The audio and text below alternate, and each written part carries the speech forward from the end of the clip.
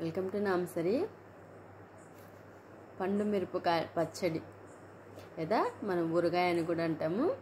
మనకి ఈ సీజన్లో పండు మిరపకాయలు బాగా దొరుకుతాయి కాబట్టి ఇలాగా మనకి పండు మిరపకాయలు ఉన్నప్పుడు మనం ఇలాగా ట్రై చేసుకోవచ్చు. చూడండి, ఇందులోకి చింతపండు అలాగే ఉప్పు తీసుకున్నా.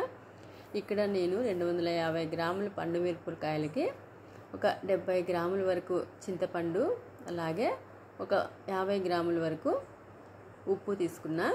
వీటిని మిక్సీ పట్టేసుకున్నా. ఉప్పు ఇంకా కాస్త ఉంచుకున్నా. ఇలాగ మిక్సీ పట్టుకున్న తర్వాత మనం ఇందులోకి పండు మిరపకాయలు వేసుకోవాలి. మనం ఉప్పు చివర్లో అయినా వేసుకోవచ్చు, కానీ చింతపండు మనకి మెత్తగా కావాలంటే కంపల్సరీగా మనం ఉప్పు వేసుకోవాలి. చూడండి, ఇలాగా మిక్సీ పట్టుకున్న తర్వాత ఇందులోకి వెల్లుల్లి వేసుకొని ఒకసారి ఇలాగా మిక్సీ పట్టేసుకోవాలి. ఇప్పుడు మనం పోపు పెట్టుకుంటానా. ఇందులోకి చూడండి, కరెక్ట్గా నేనైతే ఒక 70 ml వరకు ఆయిల్ తీసుకున్నా. కావాలనుకుంటే ఇంకా కాస్తైనా వేసుకోవచ్చు మనము. అంటే ఆయిల్ ఎక్కువగా ఉంటే మనకి పచ్చడి అనేటువంటిది ఎక్కువ రోజులు నిల్వ ఉంటుంది. ఆయిల్ అలాగే ఉప్పు కాబట్టి ఇక్కడ మనం పోపు పెట్టేసుకొని అలాగే ఇందులోకి కచ్చాబచ్చాగా దంచుకున్నటువంటి వెల్లుల్లి ఆల్రెడీ మనం పచ్చళ్ళలోకి వేసుకున్నా. ఇక్కడ మనం పోపులోకి కానీ వేసుకుంటున్నా. మంచి ఫ్లేవర్ ఉంటుంది, టేస్ట్ కూడా అంతే బాగుంటుంది. ఇవన్నీ ఫ్రై అయిన తర్వాత చివరిగా మనం కరివేపాకు వేసుకోవాలి. కరివేపాకు కూడా నేను కొద్దిగా ఎక్కువగానే వేసుకుంటున్నా. ఎక్కువగా వేసుకుంటే మనకి టేస్ట్ బాగుంటుంది, ఫ్లేవర్ కూడా చాలా రోజులు మంచి ఫ్లేవర్ ఉంటుంది. ఇవన్నీ మనం బాగా ఫ్రై అయిన తర్వాత పూర్తిగా చల్లార్చుకోవాలి. పూర్తిగా చల్లారిన తర్వాతే ఇందులోకి మనం పచ్చడి వేసుకోవాలి. చూడండి, ఇలాగా మనకి పూర్తిగా చల్లారిన తర్వాత మనం మిక్సీ పట్టేసుకున్నటువంటి పచ్చడి మొత్తం వేసుకోవాలి.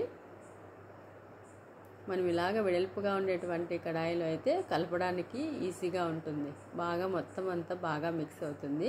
అందుకోసమే ఇలాగ వేసుకుంటున్నా. అలాగే ఉప్పు ఇక్కడ మిగిలినటువంటి ఉప్పు వేసుకున్నా.